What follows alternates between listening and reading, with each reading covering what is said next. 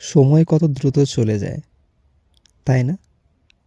এই তো কদিন আগেই ছিল ১ তারিখ, আর আজ ৫ তারিখ। অবশ্য সময় যাওয়ার জন্যই আসে, আর সময়ই একমাত্র জিনিস যা একবার চলে গেলে আর ফিরে পাওয়া যায় না।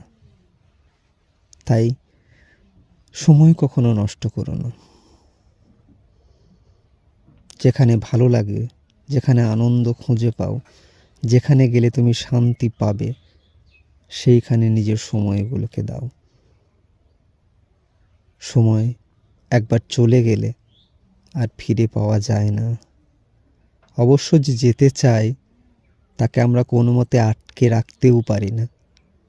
তাই তার সীমা মধ্যেই আমাদের সব কিছু খুঁজে নিতে হয়। সময় সেই একমাত্র জিনিস যা চলে গেলে আর পাওয়া যায় না।